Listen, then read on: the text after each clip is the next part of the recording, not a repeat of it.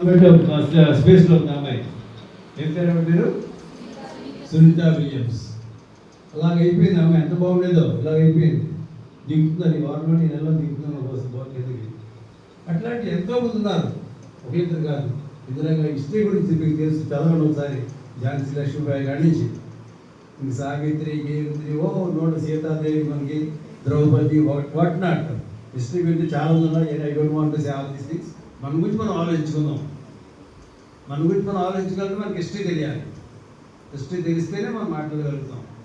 Unfortunately హిస్టరీని తీసేశారు government వాళ్ళు. మీరు 10th క్లాస్ వరకు ఏం చదువుతున్నారు, అదే history. Previous it is not like that.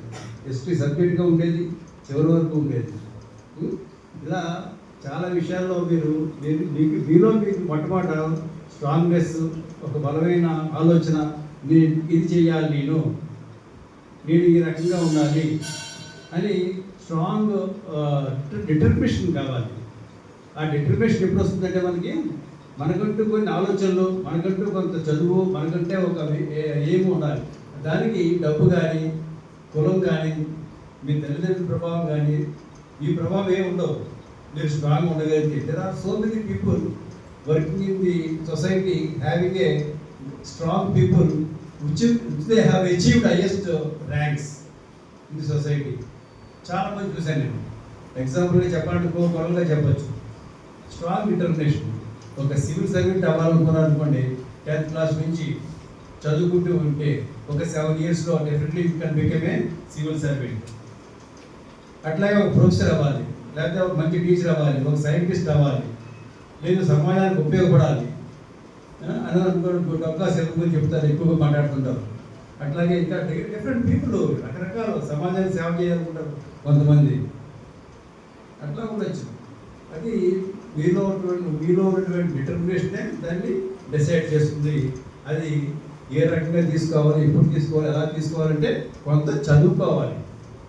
Without proper reading, books reading రాకుండా ఏది రాదు.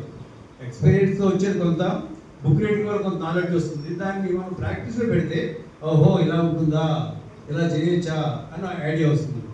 అట్లా కానప్పుడు చదివేసి ఉండడం కుదరదు, ఓన్లీ ప్రాక్టీస్ చేద్దామని కుదరదు. Both should be. మీరు చదువుతున్నారు ఇక్కడ, చదివిందని ప్రాక్టీస్. సైన్స్ ఎందుకు తీసుకుంటాం మనం? We have to experience in the laboratory. Theory is different and laboratory that shows what it is, what we are doing it. ఒక విత్తనాన్ని పెడితే మొక్క వస్తుంది, ఎలా వస్తుంది మొక్క అన్నది చూపిస్తాడు మీరు. కానీ సైన్స్లో అదే సైన్స్, అదే హిస్టరీ. పూర్వం కూడా చెప్పారు చాలామంది చాలా విషయాలు. ఇవన్నీ దృష్టిలో పెట్టుకొని స్టూడెంట్స్గా మీరు please come up, please strong your self. And today you have take a decision, I want to be like this. సీరియస్గా ఆలోచించి కూర్చోండి కాసేపు. చక్కగా యోగాసనంలో కూర్చొని ఆలోచించుకోండి, నేను ఏం చేస్తే బాగుంటుంది, where to go, how to go.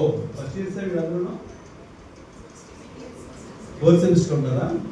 Wear you want to go, ఏం చేస్తే బాగుంటుంది. ప్రశాంతంగా కూర్చొని చక్కగా ఆసనం వేసుకొని ఆలోచించుకొని ఒక 10-15 నిమిషాలు కళ్ళు మూసుకొని కూర్చోండి. ఎప్పుడైతే చూడండి మీరు ఉండగలరేమో. That your strength will be known to you only, nobody can say.